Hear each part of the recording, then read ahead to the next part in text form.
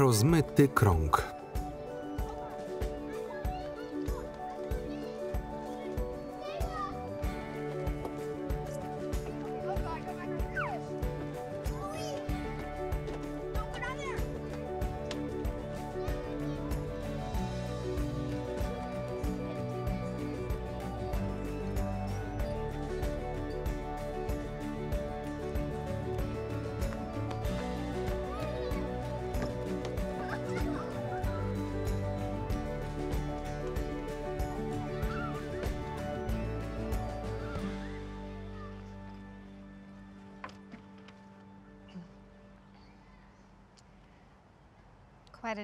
Piękny dzień. Prawda? Proszę pana. Słucham? Mówiłam tylko, że jest piękny dzień. Faktycznie. Jest przyjazny? Co? Twój pies. Dump? Tak się nazywa? To długa historia. Zapewne związana z alkoholem. Nie potwierdzam i nie zaprzeczam. Mogę zrobić mu zdjęcie? Mojemu psu? To Dump i jego właściciel. Jego właściciel Mark Faxon. Bardzo szacowne nazwisko. Ty zasługujesz na dostojniejszy tytuł. Sir Dump? Lord? Jego królewska dumptowatość? Nie, coś prawdziwego. Nie znoszę, kiedy ludzie nazywają zwierzęta, jakby nadawali imiona dzieciom. Nie lubisz dzieci? Uwielbiam, ale widzę między nimi różnicę. To dlatego przychodzisz do parku? Co? Bo kochasz dzieci? Raczej nie. Nie nosisz obrączki, więc zakładam, że nie jesteś żonaty. Dzięki Bogu. Czyli prawdopodobnie nie masz dzieci. Nie, o żadnym nie wiem. Dlatego się zastanawiam. Nad czym? Dlaczego samotny mężczyzna przychodzi w środku dnia do parku, gdzie głównie są dzieci?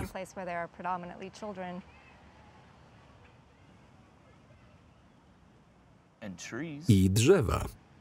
Drzewa? Dla niego. Pies potrzebuje drzew. Są też inne miejsca z drzewami. Może? Więc? Co? Dlaczego ten park? Nie myślę nad tym tyle, co ty. Ktoś musi to robić. Było miło. Poznajesz go? Co? Nazywa się Holden. Widziałeś go kiedyś? Dlaczego miałbym go widzieć? Bo kochasz dzieci. Jak wszyscy. Niektórzy bardziej, w inny sposób. Pójdę już. Dlaczego nie odpowiesz na pytanie? Nawet go nie rozumiem. Idź, ale nagrałam cię. No i co? Musisz to wiedzieć.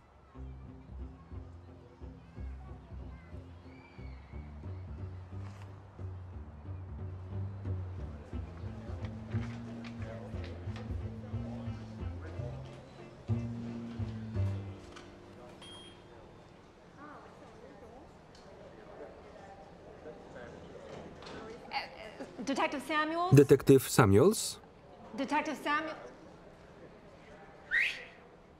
Brad. O co chodzi, pani Temple? Mam kolejnego. Kogo? Kolejnego potencjalnego. Niech pani posłucha. Miałam mieć oczy otwarte. Być czujna. Miałam zgłaszać panu wszystko, co nietypowe. To było nietypowe i powinien pan to sprawdzić. Nie mogę sprawdzać każdego przypadkowego człowieka, którego mi pani zgłasza, tylko dlatego, że wydaje się podejrzany. Nie sprawdził pan żadnego, bo są niewinni. Skąd pan wie? Dziwny człowiek kręcący się po parku? Może oni myślą, że to pani jest dziwną osobą kręcącą się po parku. Nie pozwolę panu o nim zapomnieć. Proszę mi uwierzyć, że więcej nie możemy zrobić.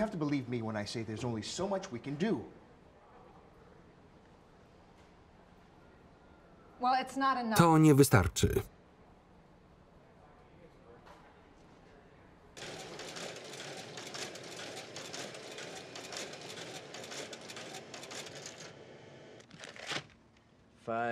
$500 kopii, razem $108. Dopisz do rachunku. Co? Trochę już się uzbierało. Co? Na tym rachunku. Myślisz, że cię oszukam? Nie.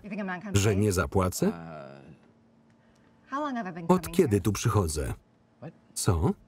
Od 2 lat, Ned.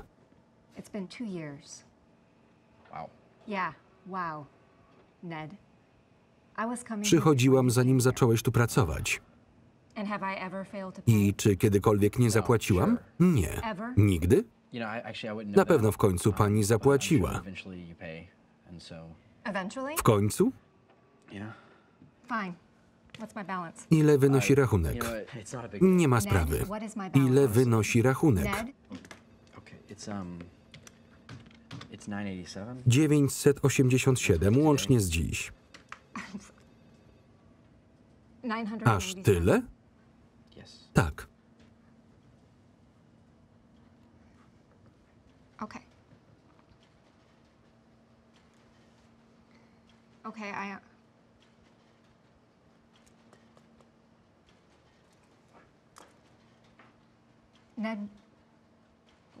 Mogę zapłacić dziś tylko za te ulotki? $108? Możemy tak zrobić? Oczywiście.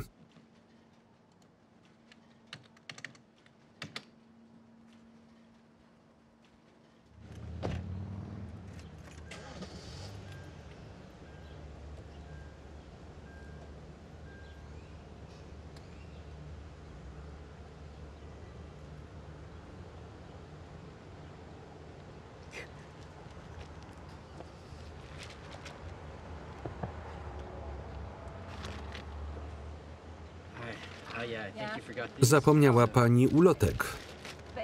Dzięki.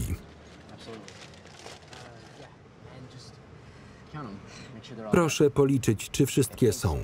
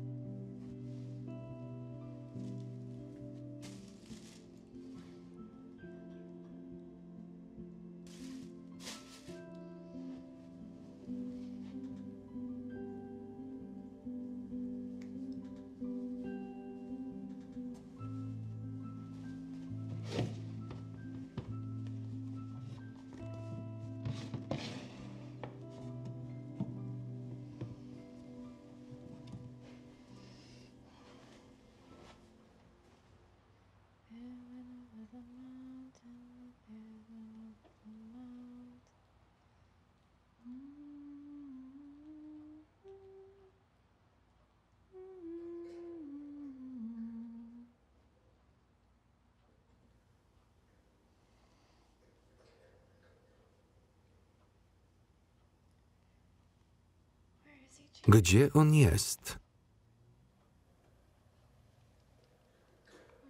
Gdzie nasz chłopiec?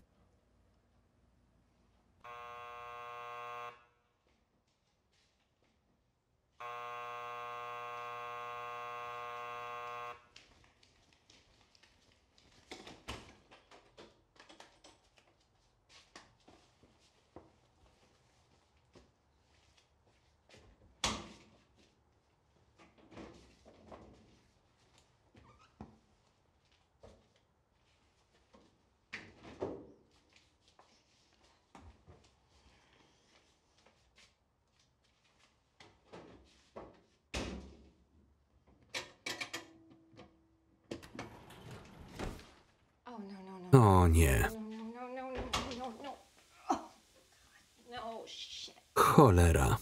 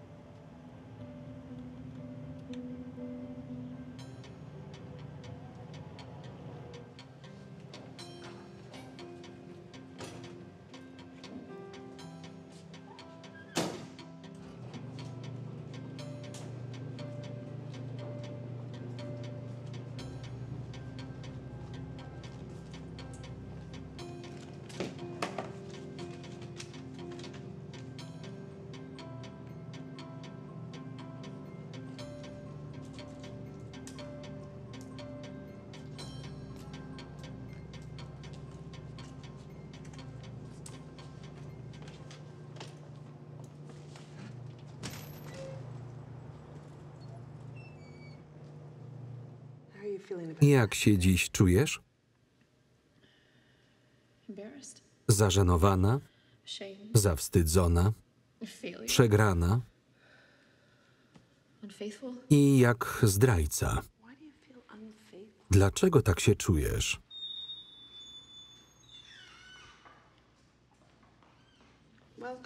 Witaj, Jill. Heather? Dlaczego jak zdrajca? Ponieważ...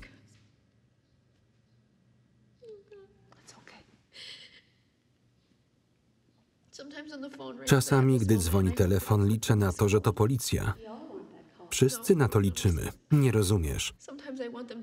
Czasami chciałabym, żeby zadzwonili i powiedzieli, że znaleźli ciało Katie. Że jej męka się skończyła i nasza również. Żebyśmy mogli po prostu iść dalej. Już dobrze. Rozumiemy. Ja nie rozumiem. Przepraszam. Mówię poważnie. Czy czasem pragnę zakończenia? Rozwiązania? Oczywiście. Ale wypowiedzenie tego na głos daje temu uczuciu zbyt wielką władzę. Katie nie ma od 5 miesięcy, mojego Holdena od 2 lat, a ja wciąż trzymam się nadziei. Chcę, żebyś też ją miała.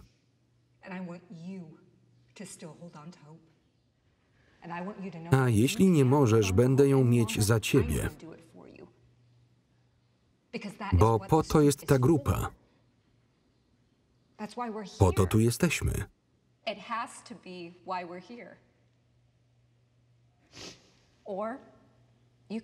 Albo możesz zrezygnować z Katie dla jakiegoś pieprzonego zamknięcia.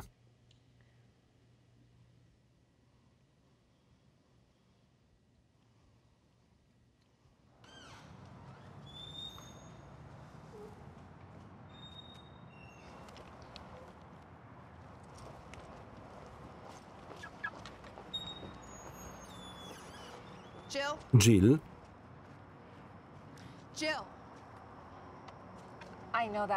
Wiem, że ciężko było to usłyszeć. Nie, to było niedopuszczalne. Niedopuszczalne? Owszem. Czemu? Przecież zaoferowałam wsparcie. Po prostu było. Powtarzasz, że w tej grupie można mówić, co się czuje, więc powiedziałam. I wszyscy to zrozumieliśmy. Ale problem polega na tym, że nie pozwalasz innym czuć inaczej, co oznacza, że nie czują się bezpiecznie. Nie mogę tego tolerować. Grupa wsparcia mnie wyrzuca? Nie wyrzucamy cię, po prostu wszystkim przyda się przerwa. Ja nie potrzebuję przerwy, ale my tak.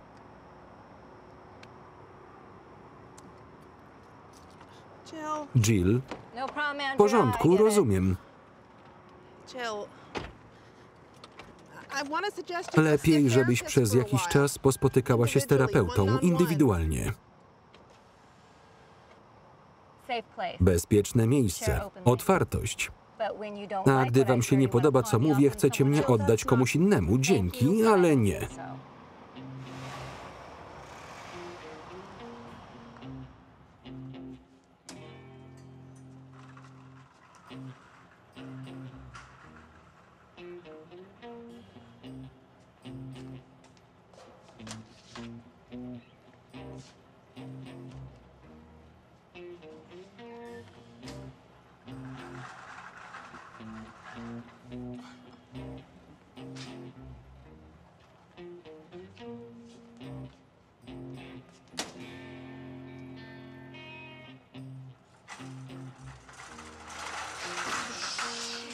Cholera, kobieto. Kręcicie to? Co? Już drugi raz widzę, jak nagrywasz tu ludzi. No i? Kręcicie podglądanie kobiet suszących bieliznę? Nie. Pokaż mi to. Co? To, co nagrałeś. Jak to włączyć? Daj spokój. Policja? Zboczeniec nagrywa porno w pralni samoobsługowej. W porządku.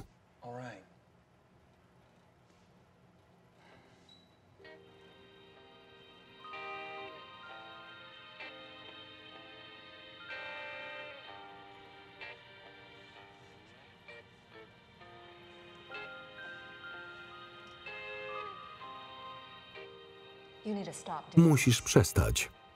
Dlaczego? Bo to dziwne. Wcale nie. Potajemnie nagrywasz osobiste chwile ludzi. Kto tak robi? Prawie nikt. Czyli mówisz, że nie jesteś dziwny, przyznając, że jesteś. Tak dziwny jak osoba, która ubiera się codziennie tak samo. To naruszenie prywatności. To miejsce publiczne. To prywatny biznes.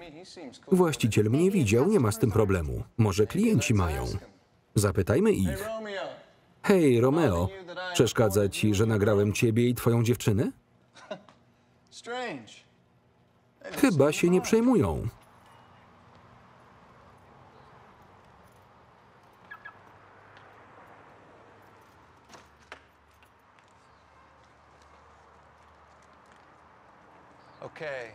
Dobra, nie chcę cię denerwować. To znaczy, że przepraszam. Przepraszasz? Tak, ale wciąż nagrywasz.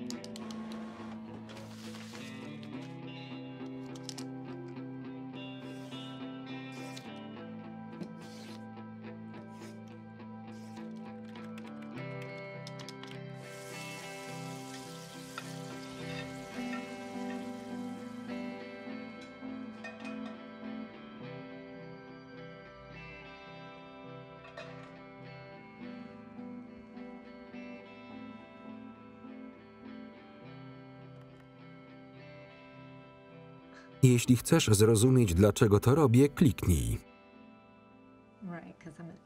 Nie jestem idiotką.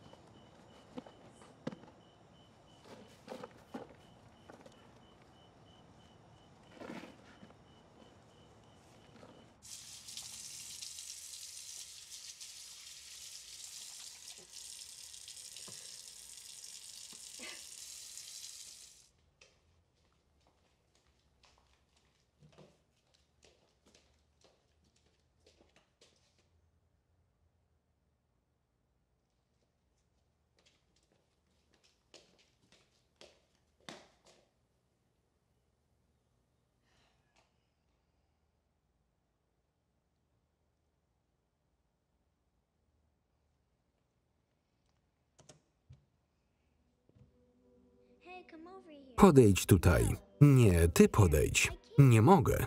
Dlaczego? Bo zjedzą mnie krokoszczęki. Krokoszczęki? Mamo, i co powiesz? Na co? Na moje buty. Masz je na złych stopach. Ale nie mam innych stóp. Patrz na mnie, tato. Patrzę.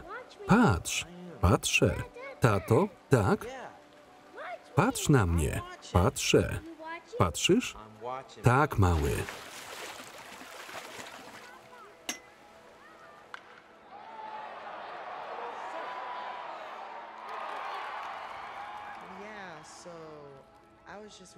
Zastanawiałem się, czy może jest piątek. Zaproś mnie wreszcie na randkę. Myślałem, że właśnie to robię.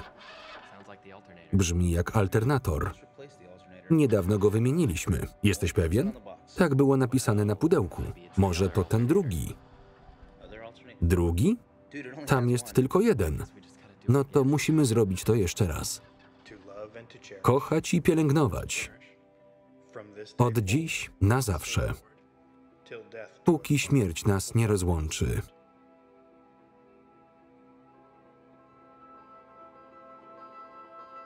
Życie chłopca. Takie, którego on nigdy nie będzie miał. Chyba że mu pomożesz.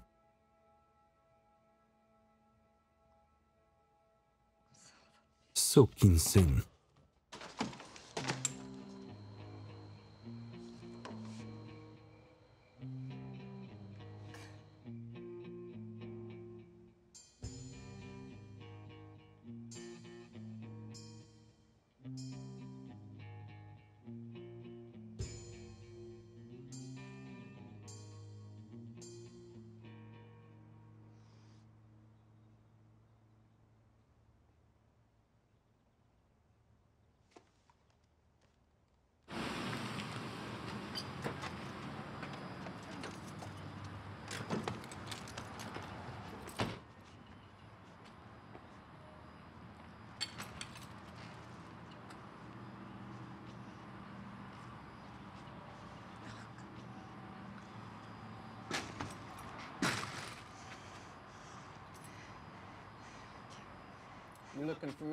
Mnie szukasz?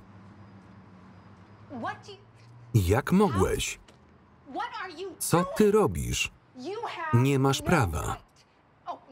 Wiem, powiesz, że technicznie masz prawo, ale on jest tylko małym chłopcem. Nie jest. Co?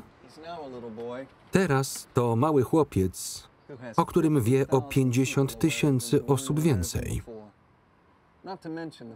Nie wspominając, że jeśli Holden gdzieś tam jest i ma dostęp do ekranu, ma szansę dowiedzieć się, że nie został zapomniany, że jego matka wciąż go szuka każdego dnia.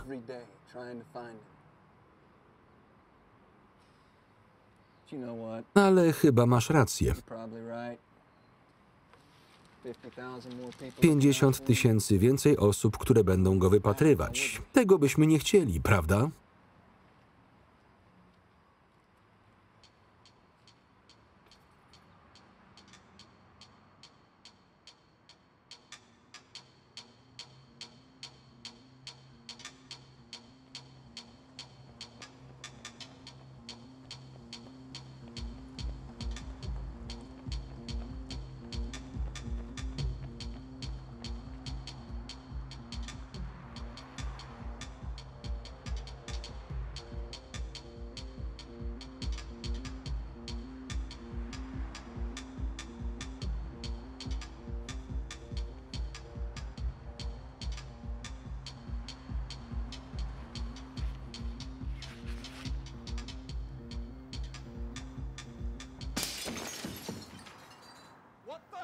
Co do cholery? Jakie to uczucie? Co? Jakie to uczucie? Jakie? Kiedy ktoś wtargnie do twojego świata. Tak zrobiłem? Nieproszony, naprawdę?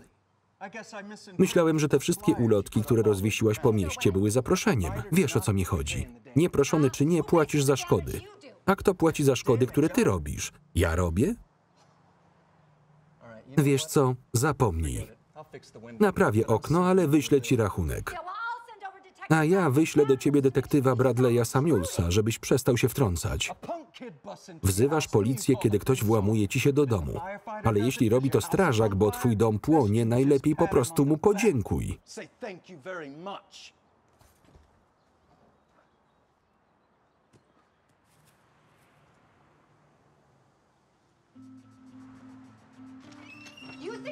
Myślisz, że mój dom...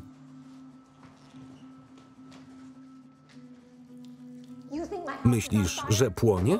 No weź. Myślisz, że mój dom płonie?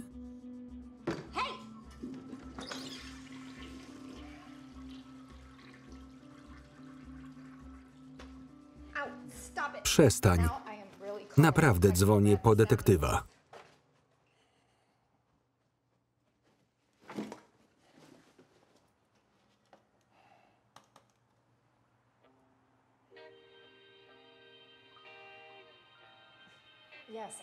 Widziałam to. Bardzo imponujące. Widziałem, jak z nim flirtujesz. Nie flirtowałam. Może pójdziesz dalej flirtować. Ile może zmienić jeden dzień? Czy myślę, że twój dom płonie? Myślę, że każdy dom płonie, a nikt nie zwraca na to uwagi. Poza tobą. Bogu niech będą dzięki. Pewnie. Poza mną.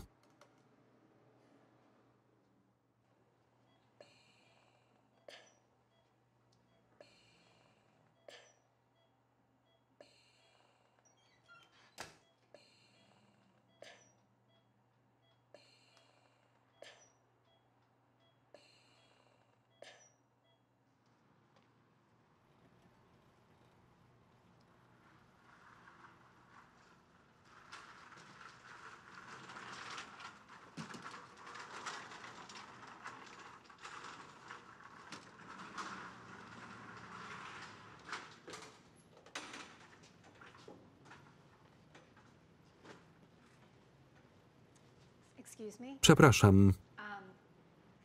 Wczoraj był tu mężczyzna.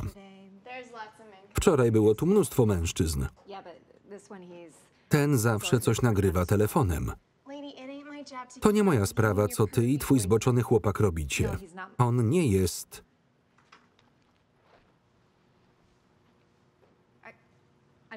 Przykro mi z waszego powodu. Słucham?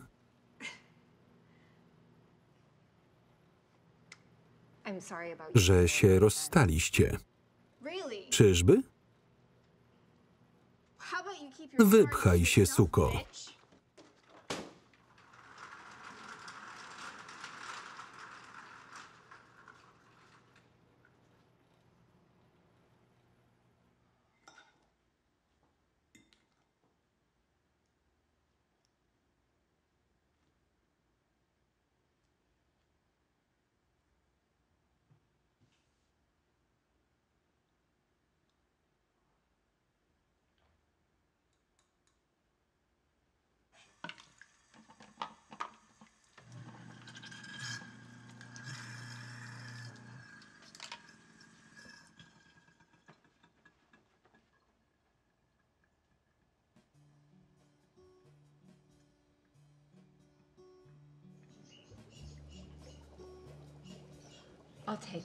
Wezmę go.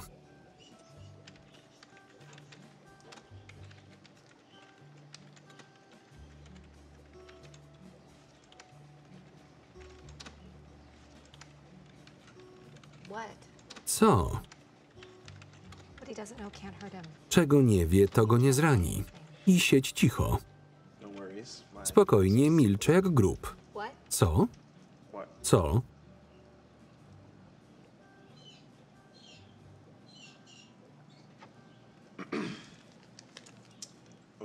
Proszę, reszta. Dziękuję.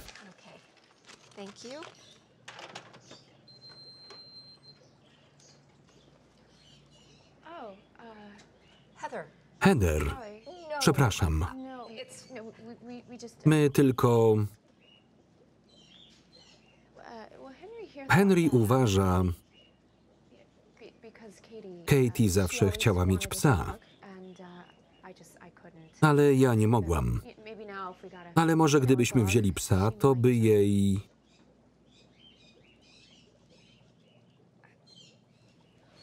Wrócimy później.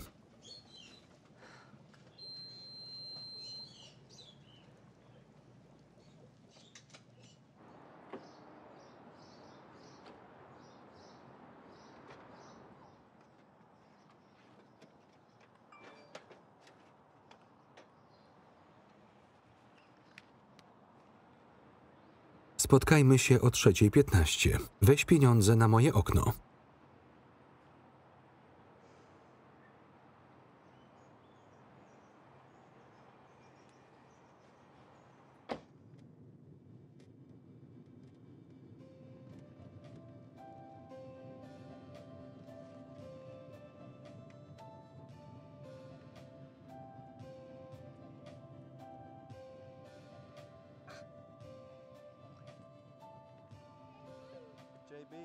JB, fajne buty. Missy, jaka pełna życia. Franklin, przybij piątkę.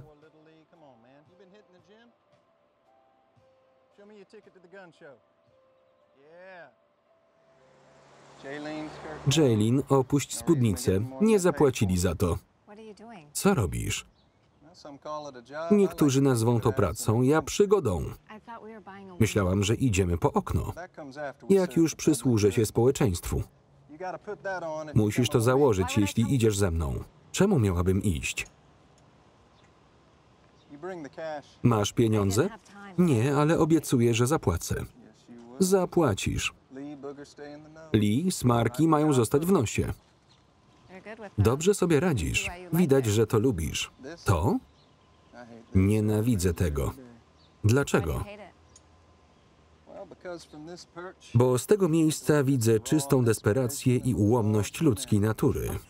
Co? Biały minivan. Avery Holcombi, matka sama, żona Chada, którzy nie wiedzą, że znalazła miłość na parkingu szkolnym, czyli Alexa Changa, ojca Suni i męża Jeng. Najwyraźniej woli biel.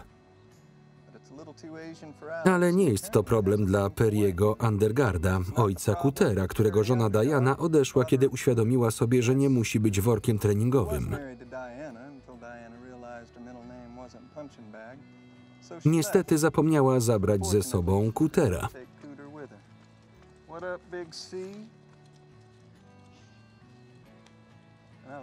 To prawdopodobnie jego jedyny posiłek w ciągu dnia. A Jan Singleton? Matka czwórki, żona Dave'a, prawie co rano jest pijana. Ale Dave, prezes Rady Szkoły, chroni jej reputację.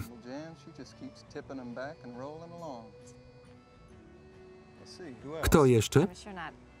Chyba nie wszyscy tu są tak źli. Masz rację. Ale za każdym razem, gdy widzę któreś z nich, to boleśnie przypomina mi, jak bardzo schrzaniłem własne, żałosne życie. To czemu tu jesteś? Poza pensją? Czemu to robisz? Bo ona by chciała tu być.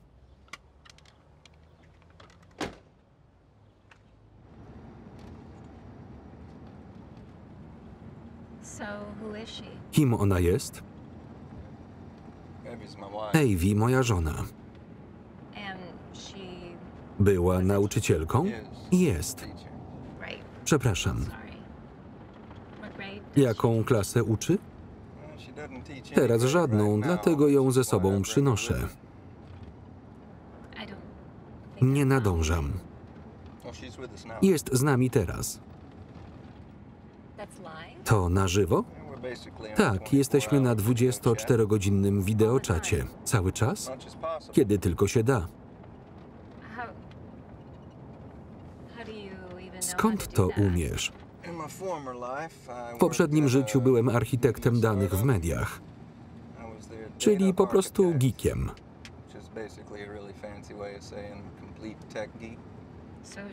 Ona nas słyszy?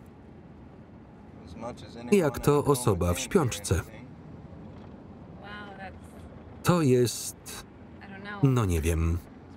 Dziwne. Rozumiemy to, prawda, Avi?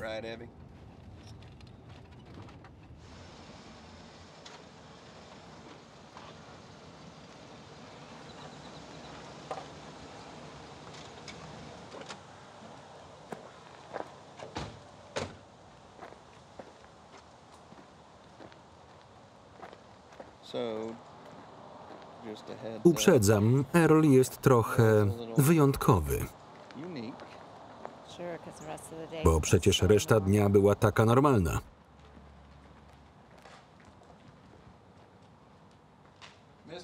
Panie Ambrose. Earl, gdzie jesteś?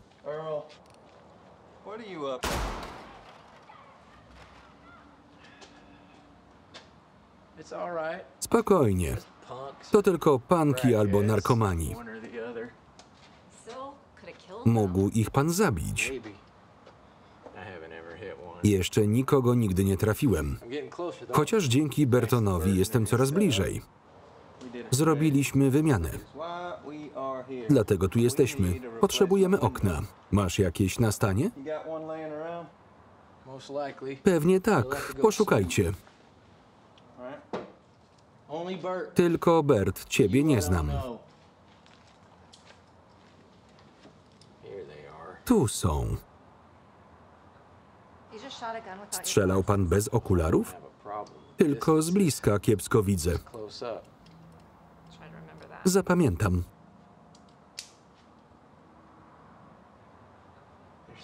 Coś jest z tobą nie tak. Czuję to. Wie pan, jak oczarować kobietę? Używałaś przemysłowej suszarki. Przypuszczam, że twoja jest zepsuta. To tani środek dezynfekcyjny z pralni. Zostawia osad, ale ci nie zaszkodzi.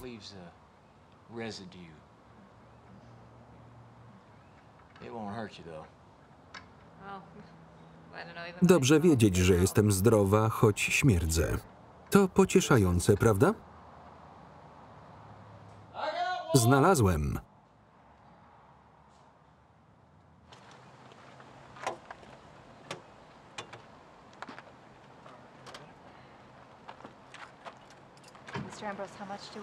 Ile jestem winna?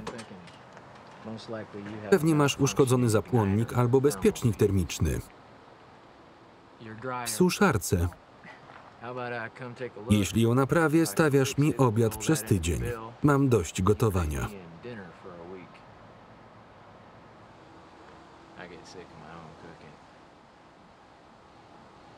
Jeśli nie, rozbiorę ją na części i będziemy kwita. Brzmi dobrze. W porządku? Tak. Dzięki, Earl. Mogę ją pozdrowić? Inaczej byłaby rozczarowana. Miło panią widzieć. I proszę się nie martwić, ona nie ma przy pani szans.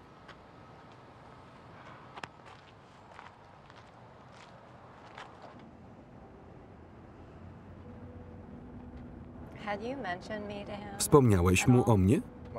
Dlaczego? Nie wiem. Jak go poznałeś?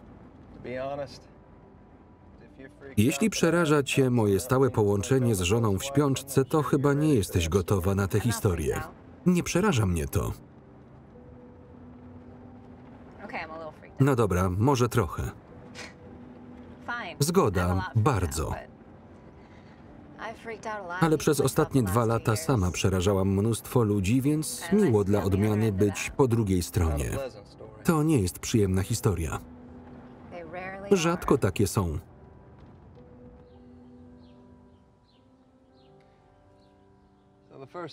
Musisz wiedzieć, że Avi nie jest tylko nauczycielką.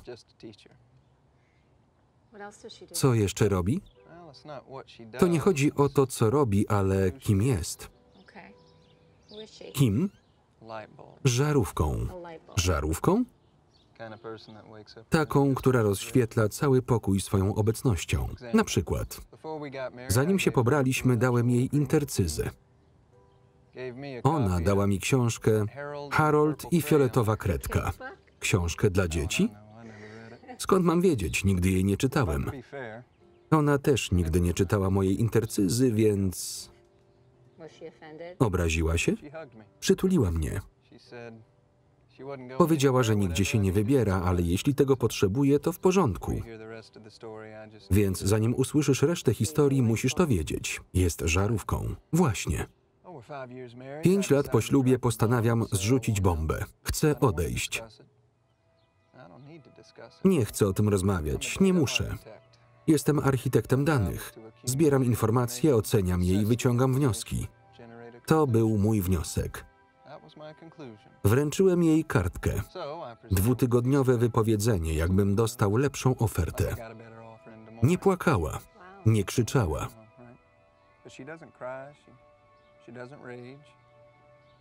Zapytała tylko, a co z naszą obietnicą? Co z dopóki śmierć nas nie rozłączy? Przypomniałem jej, że pisaliśmy własne przysięgi, a tego nie było w mojej. Następnego dnia wstałem normalnie, żeby pójść do pracy.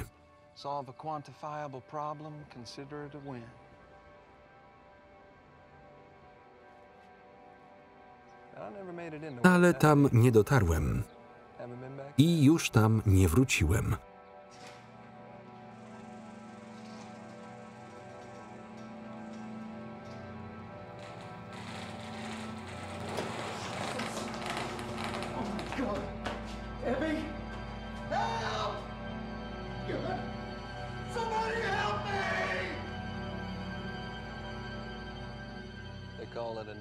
Nazwali to niedoszłym powieszeniem. Niestety dla Evi samobójstwo było jedną z niewielu rzeczy, które jej nie wychodziły. Lekarze zapewniali, że nie cierpi.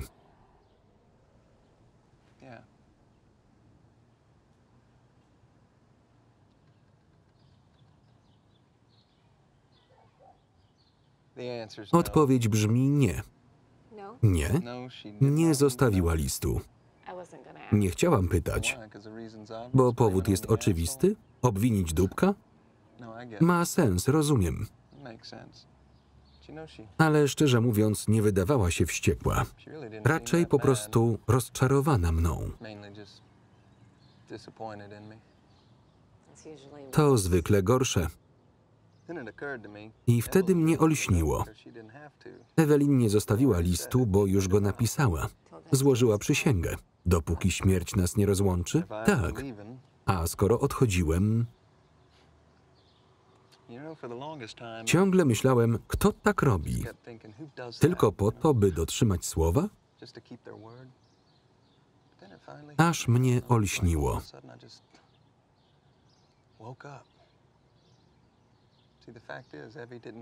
Evi nie umarła, więc nie jesteśmy rozłączeni.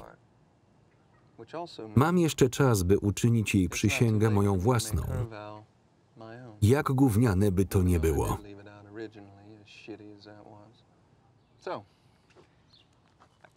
Więc sprzedałem udziały, rzuciłem pracę i teraz robię to.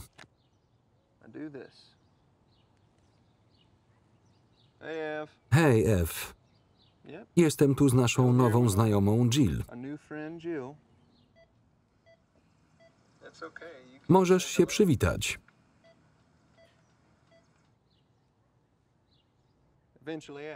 A potem kiedyś musiałem naprawić drzwi garażowe i tak pojawił się Earl. Wiesz, że to nie twoja wina, prawda? Prawda? Byłeś dupkiem, to fakt. Ale ludzie muszą radzić sobie z dupkami codziennie i nie próbują odebrać sobie życia. Coś ci powiem. Weź ją do domu, wysłuchaj jej wersji. A jutro przyjdziesz i powiesz mi, co myślisz. Czemu miałabym przyjść? Pomożesz mi naprawić okno. Mam spotkania, rutynę. Świetnie. Navy ucieszy odmiana.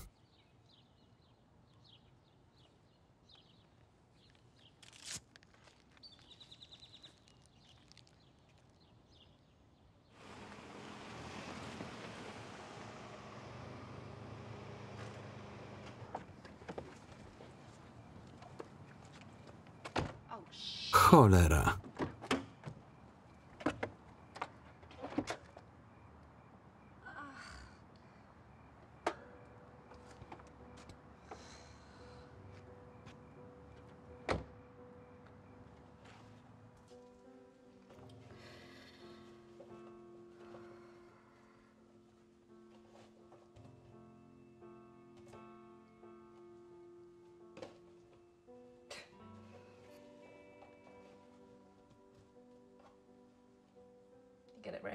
Rozumiesz, prawda?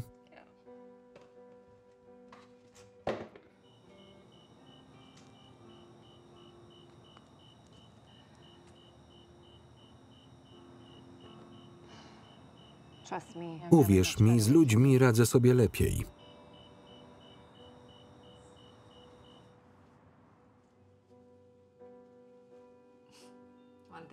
Za tym pewnie nie tęsknisz. Przepraszam, to było nie na miejscu.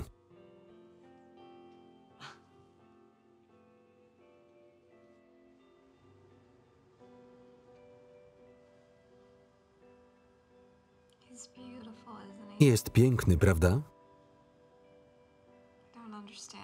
Nie rozumiem, jak mógł po prostu zniknąć.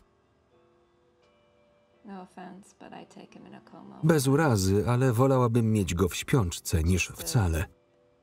Tylko żeby go zobaczyć, usłyszeć jego oddech, poczuć jego puls, wiedzieć, że żyje. Wiesz, że wciąż żyjesz? Żałujesz swojej decyzji? Ja żałuję, że wybrałam Jennifer. Już wcześniej się nim zajmowała. Jak mogła być taka głupia?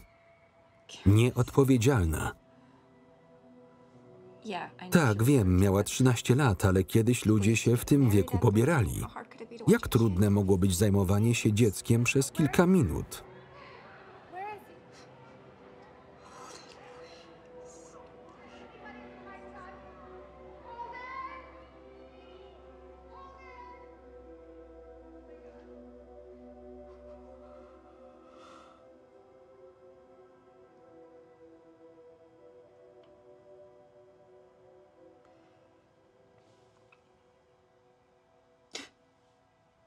Potrafisz słuchać.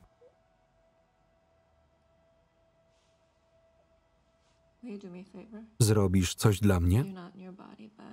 Jeśli jesteś poza swoim ciałem, poszukaj go, proszę. Powiedz mu, że wszystko zostało takie samo i wciąż czekam.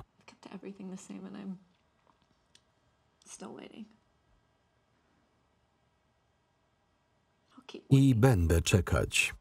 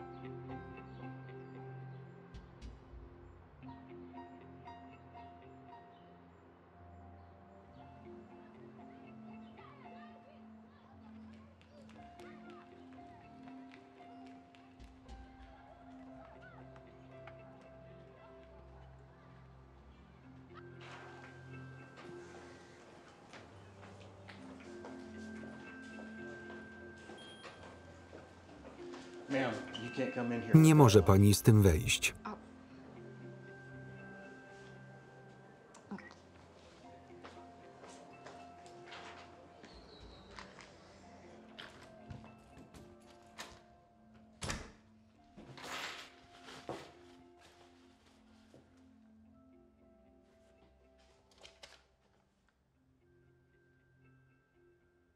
Pozwoliłem sobie wejść, tacy jak ja to potrafią.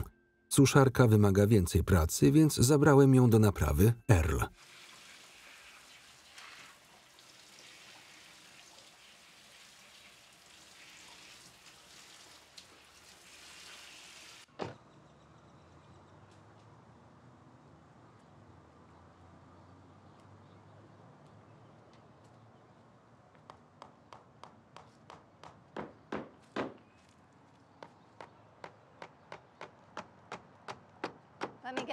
Niech zgadnę, nie potrzebowałeś mojej pomocy.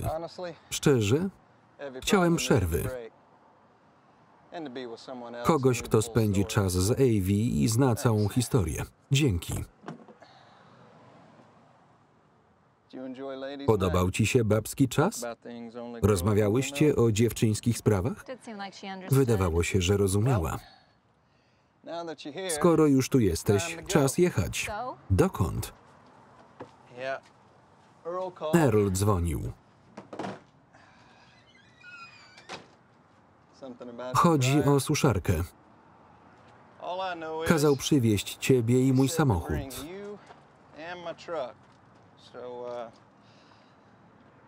W porządku? Chyba tak, o ile nie zajmie to za długo. Co to jest? Przesyłka. Mogę to zrobić później. Jedźmy. Co to właściwie jest? Prowadzenie złomowiska nie było pierwszym biznesem Earla. Skupu złomu. Przepraszam, skupu złomu. Zacznijmy.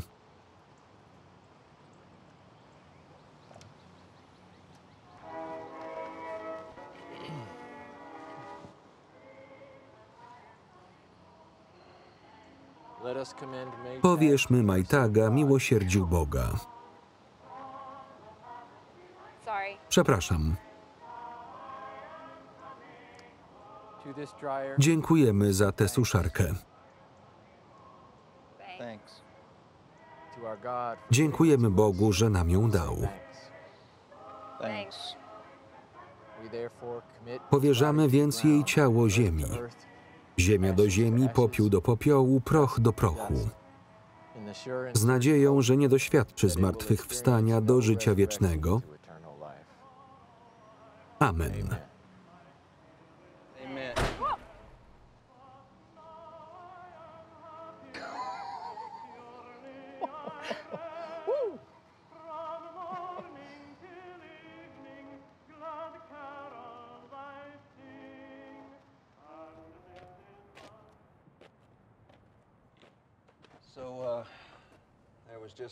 Nie dało się jej uratować, co?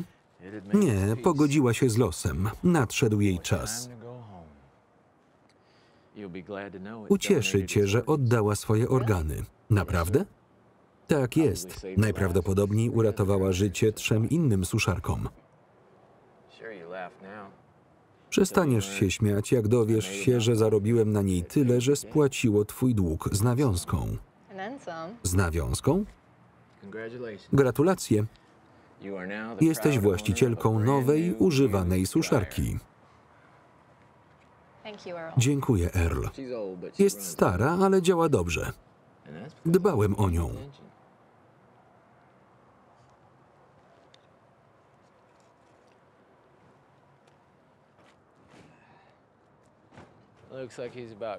Wygląda na to, że prawie skończył. Przykro mi z powodu twojej straty. To tylko suszarka. Innej straty. Co czujesz, Earl? Tutaj. Masz w sobie melancholię. Czy Barton? Zauważyłem to wcześniej, ale uznałem, że lepiej o tym nie wspominać, zanim się lepiej poznamy. Zazwyczaj, gdy ktoś dźwiga taki ciężar przez długi czas, oznacza to, że czuje, że powinien był zrobić więcej. A to z kolei sugeruje, że już coś zrobił i teraz obwinia się za efekty. Nie wiem, co się stało, to nie moja sprawa. Ale i tak jest mi przykro.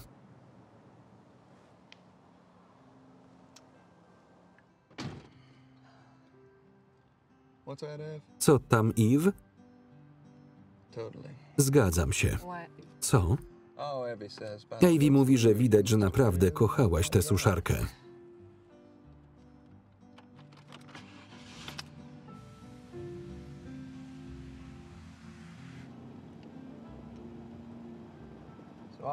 Podłączę ją i będzie po sprawie. Nie musisz tego robić dzisiaj. Wolę od razu. Ale najpierw muszę zawieźć przesyłkę, to zajmie chwilę. W porządku? Dobrze? Tak.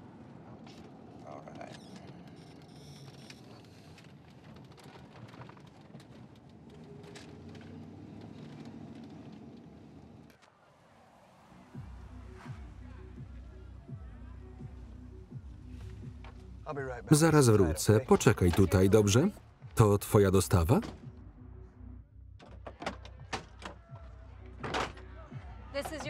Czy to twoja dostawa? Tak. Może powinniśmy jechać. Naprawdę powinniśmy jechać. Jestem gotowy.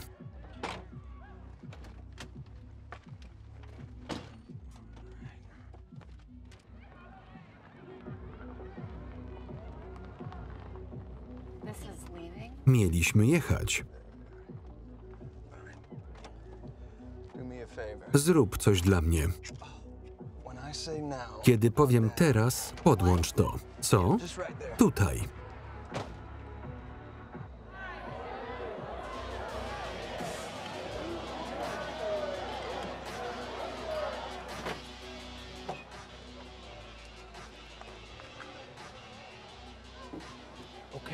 W porządku. Teraz. O co chodzi? Teraz.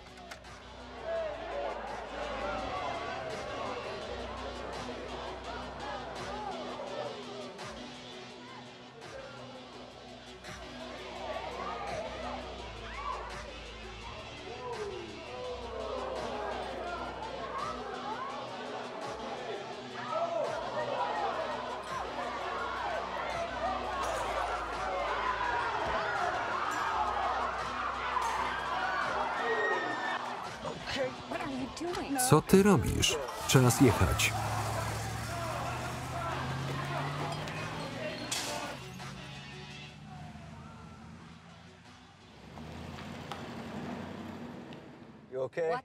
Co to było? To była kawaleria. Cholera. Spokojnie, spokojnie. Ta ciężarówka była już rozbita, a wciąż działa świetnie. Nie martwię się o nią. Słuchaj, rozumiem. Jesteś wkurzona. Zadam ci jedno pytanie. Czy uważasz, że to pomogło? W czym? Naszej parze z pralni. Ona dostaje łomot, pewnie nie pierwszy raz, a teraz wszyscy wiedzą. Mogłeś mnie spytać. Powiedziałem ci, że mam dostawę, zgodziłaś się. Mogłeś być bardziej precyzyjny.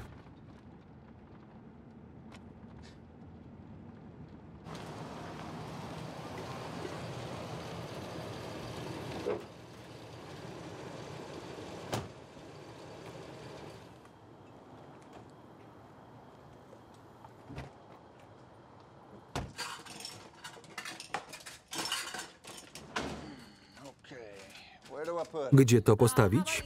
Wsadź sobie w dupę. Pytałem o suszarkę. Wiem. Dobrze.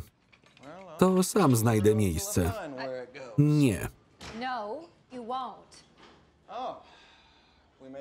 Robimy zupę?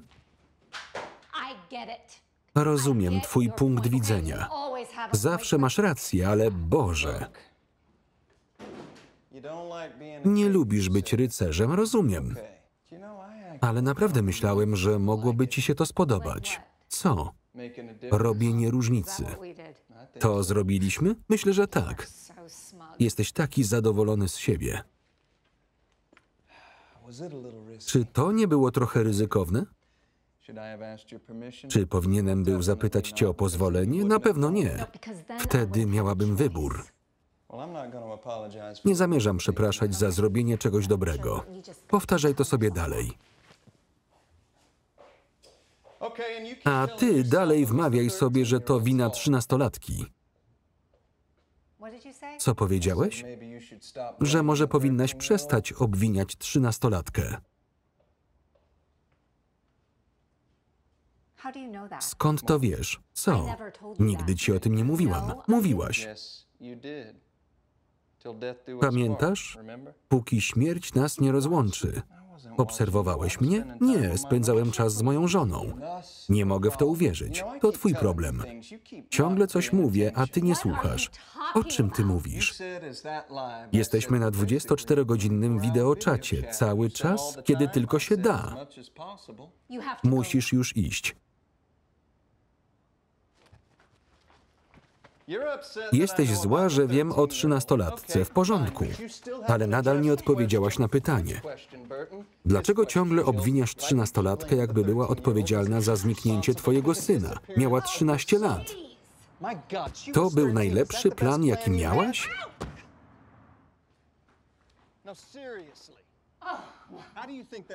Myślisz, że jak ona się z tym czuje?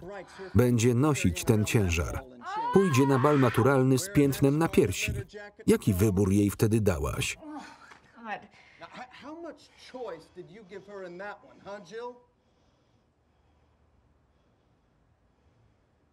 Jill?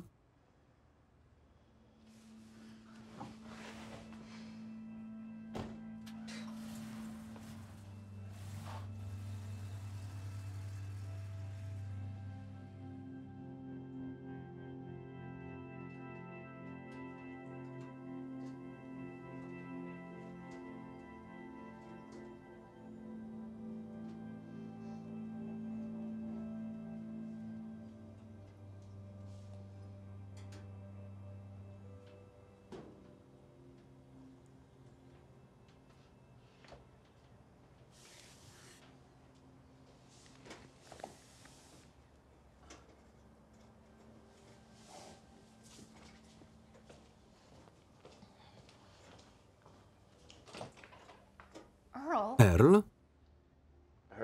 Słyszałem, że miałaś problemy z instalacją. Pomyślałem, że pomogę. Jak będziesz to robić za darmo, to zbankrutujesz. I tak robię to głównie dla kontaktu z ludźmi. To dobre podejście. Może zrobić różnicę. Pytasz, czy chcę o tym porozmawiać? To by sugerowało konwersację. Pytam, czy chcesz coś wyznać. Słucham?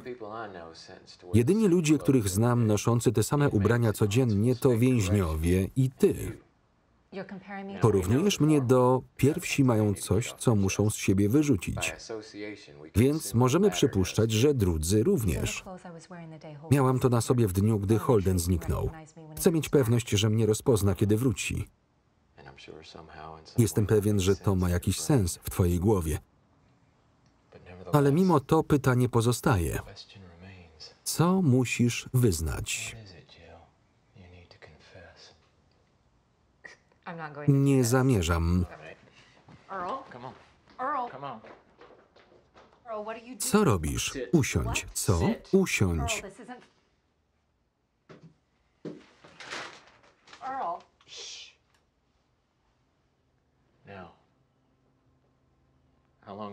Kiedy ostatnio się spowiadałaś? Nie zamierzam tego robić.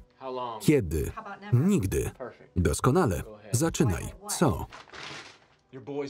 Twój synek zaginął, a oboje wiemy, że to nie wina 13-latki.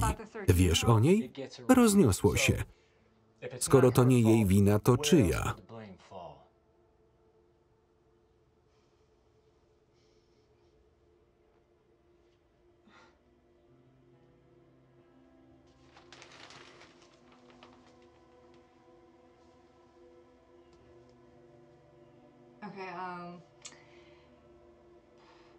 Ojciec Holdena i ja nigdy nie byliśmy razem. Holden nigdy go nawet nie spotkał. Powiedz to. Czasami zabierałam Holdena do parku. Poznaliśmy tam kilka rodzin. Czasem chciałam pobiegać.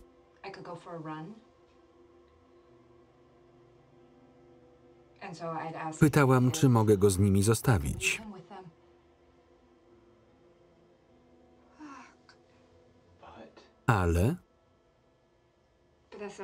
Ale tak naprawdę nie biegałam.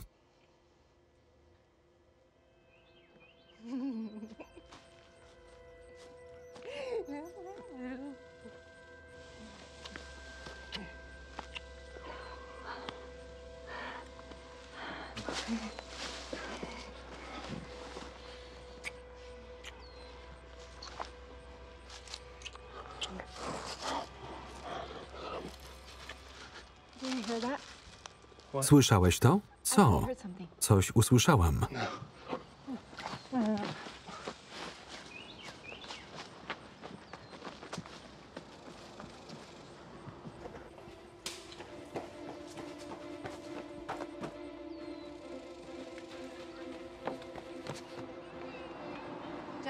Jennifer? Był tu. Co? Był tu, a potem nagle zniknął. Jak to zniknął? Nie ma go. Czy ktoś widział małego chłopca? 6 lat, w niebieskiej koszulce. Widzieliście małego chłopca, 6-letniego?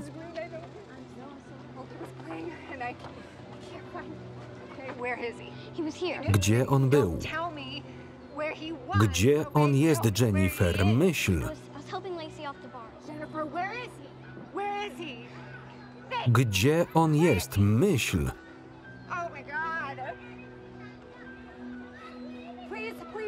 Czy ktoś widział mojego syna? Miał niebieską koszulkę i... Holden.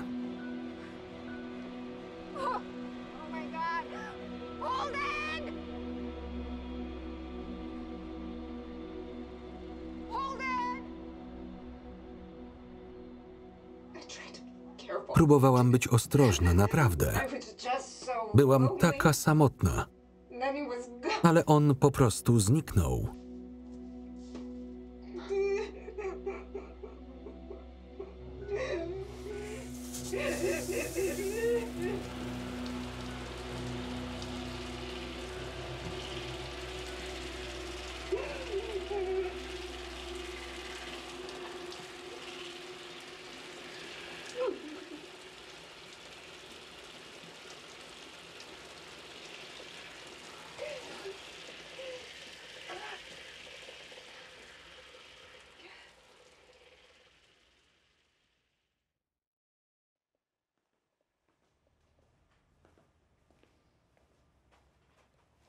Czas, żebym się odwdzięczył.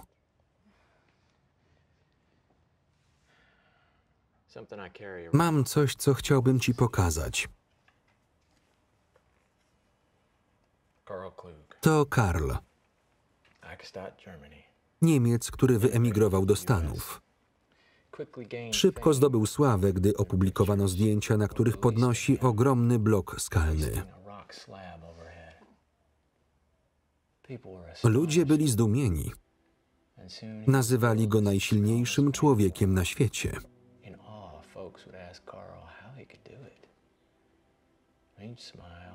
Z dumą odpowiadał: każdy nosi to, co jest mu przeznaczone.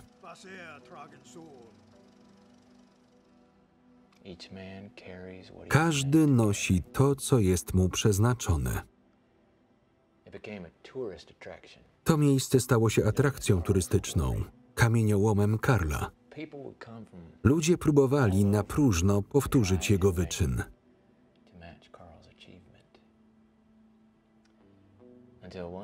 Aż pewnego dnia mała Tammy z Kansas była w pobliżu na pikniku z rodzicami. W rzeczach swojej mamy natrafiła na zdjęcie Karla. Wykrzyknęła: co w tym trudnego, mogę to zrobić. I okazało się, że miała rację.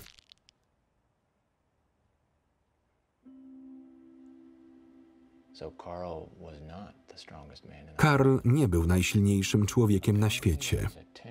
10-letnia dziewczynka dorównała mu w sile. Ale to był blef.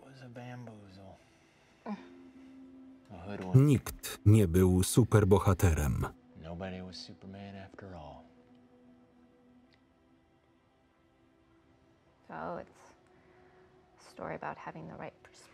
To historia o perspektywie. Burton ma rację. Czasem wcale nie słuchasz. To nie historia o perspektywie, a o ciężarze. O tym, że każdy niesie tylko to, co jest mu przeznaczone.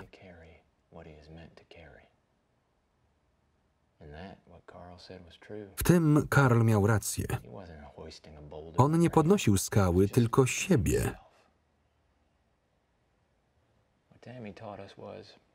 Tammy pokazała nam, że nasz ciężar często wydaje nam się ciężarem świata. W takich chwilach najprostszą strategią jest po prostu odpuścić. Czyli mam być jak Tammy?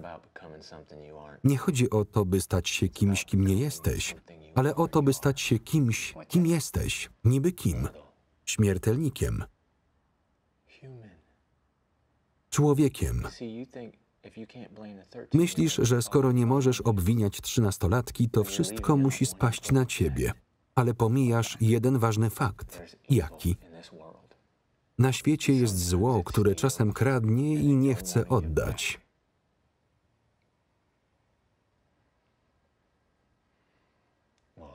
Czy Holden wróci do domu? To jest w rękach Boga. Może już z nim jest, ale to nie twoja wina.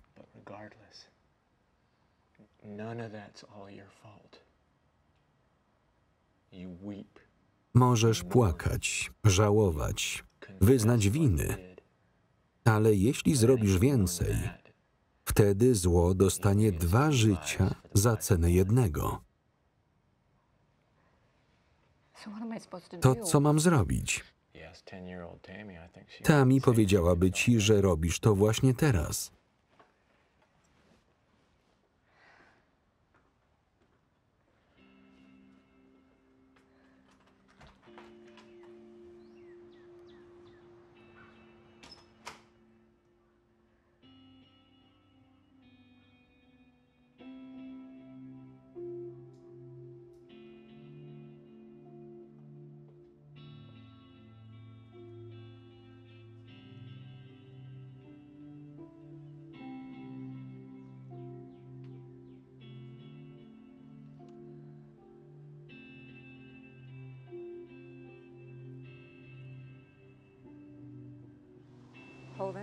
Holden, nie wiem, czy jeszcze tam jesteś, ale wiedz, że zawsze będziesz mile widziany w domu.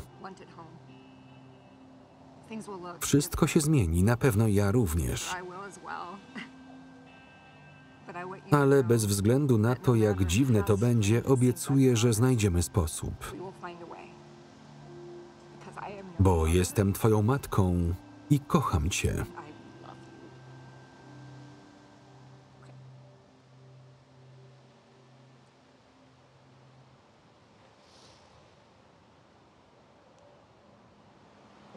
Przesłane. Zaczynajmy. Poczekaj. Ivy chciałaby w tym uczestniczyć.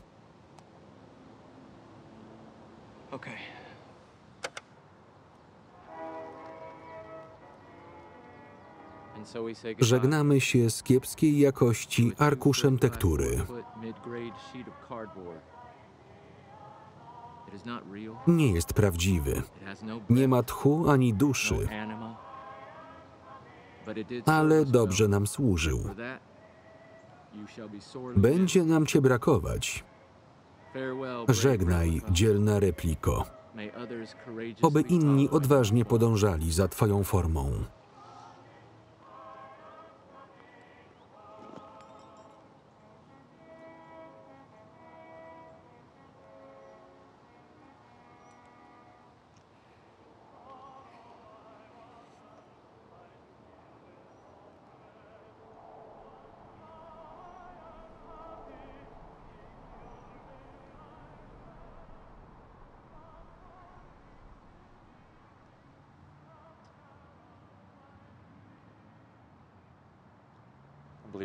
Myślę, że ty powinieneś to dać. Kiedy Earl, Avi i ja zastanawialiśmy się, co byłoby odpowiednie na tę okazję, byliśmy jednogłośni. Mam otworzyć? Proszę.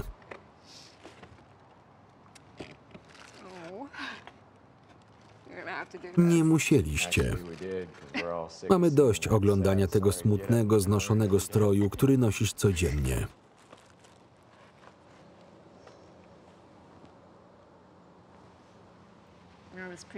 Powinieneś wrócić do bycia księdzem. Jesteś w tym naprawdę dobry. Nie, dzięki. Odkryłem, że mogę być bardziej pomocny poza kościołem.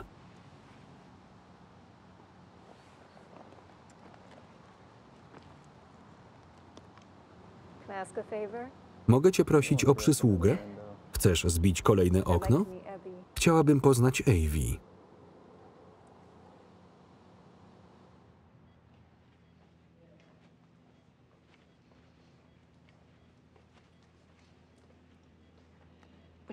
Czy mogę wyjść sama? Tylko na chwilę.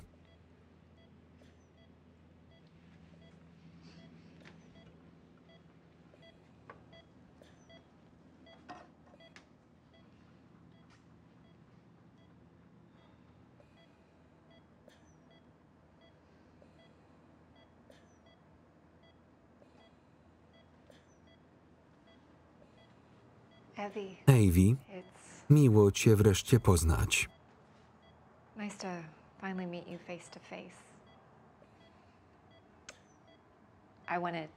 Chciałam ci podziękować, choć wiem, że może to brzmieć dziwnie.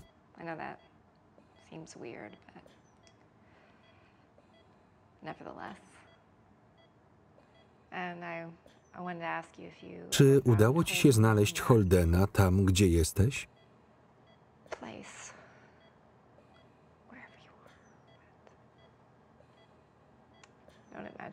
Nawet jeśli to nie sądzę, byś mogła mi odpowiedzieć. Zamiast tego mam inne pytanie, prośbę. Powiedziałaś kiedyś Bertonowi, że nigdzie się nie wybierasz, że jeśli czegoś będzie potrzebował, to w porządku. Ale co jeśli potrzebuje, byś poszła gdzieś indziej? Czy wtedy też będzie to w porządku? Jill, przestań. Proszę cię, żebyś odpuściła. Pozwoliła Bertonowi odejść. Obie wiemy, że nadszedł czas, by się pożegnać. Nie słuchaj jej. Avi, spójrz na mnie. Posłuchaj. Nie jesteś ciężarem, rozumiesz? Nie jesteś. Jesteś światłem. Moim światłem. Zostań tak długo, jak chcesz.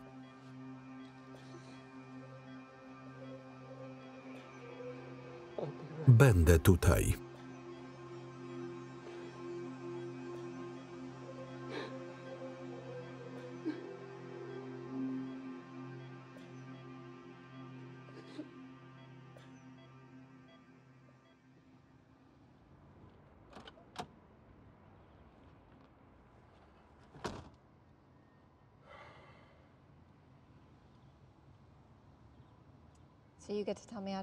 Czyli ty możesz mi mówić, jak mam żyć, ale ja tobie już nie? To nie to samo. Czemu? Nie każdy ból jest taki sam. Co to niby znaczy? Czasem ból niszczy, ale czasem jest też użyteczny. Jeśli trzymasz rękę nad palnikiem, to cię poparzy. Ale ból uczy cię, żeby tego więcej nie robić.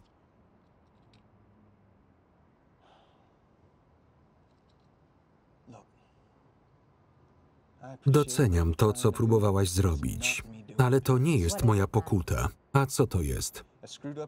Choć to poplątane, uratowała mnie próba Avi.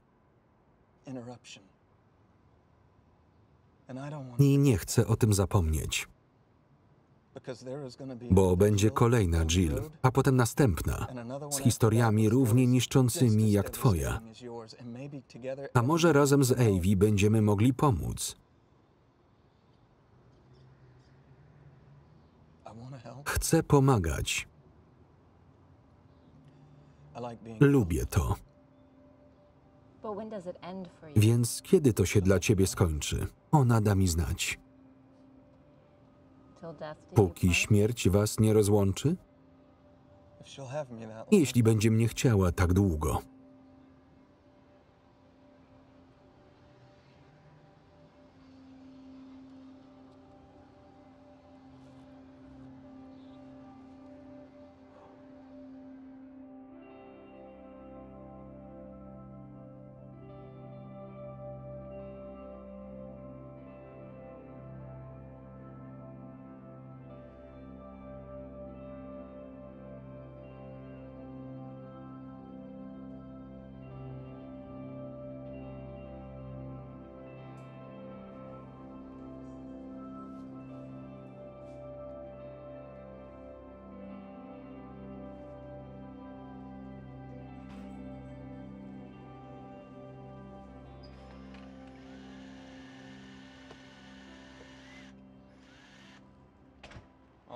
Wszystko gotowe?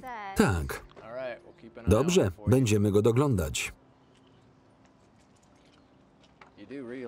Wiesz, że nie potrzebuję tego, aby wejść.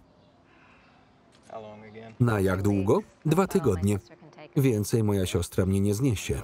Wiem, co czuję. Już ruszasz? Jeszcze jeden przystanek, ale tak.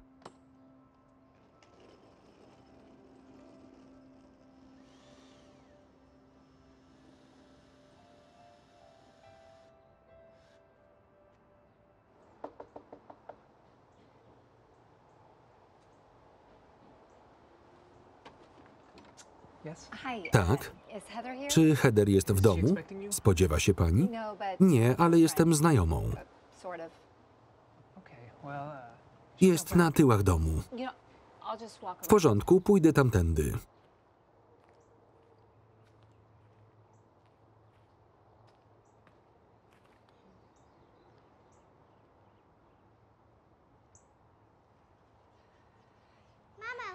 Mamo, patrz.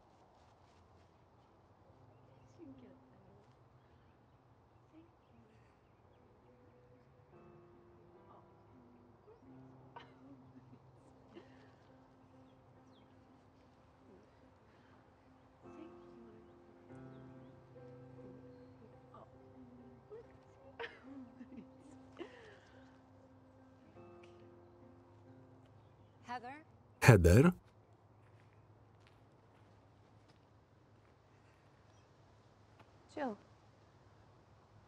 Cześć, Jill.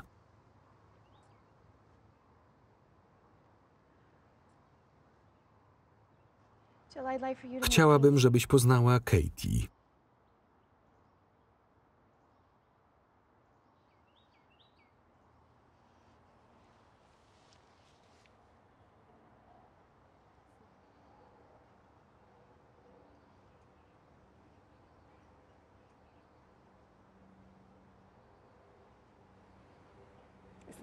Miło cię poznać, Katie.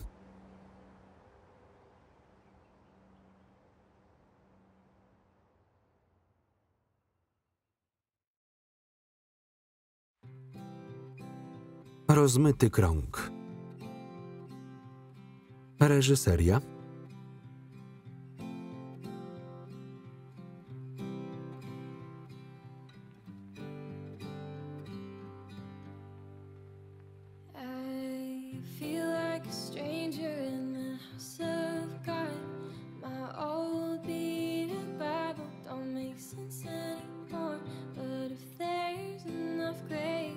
Scenariusz?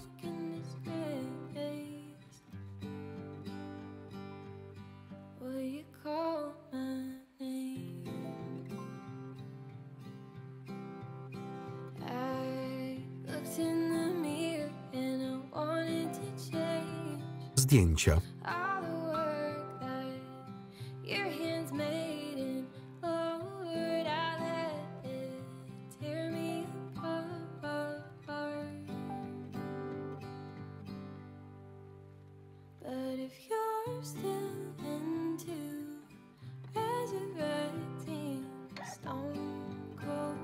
Tekst polski Katarzyna Gajewska. Czytał Maciej Więckowski.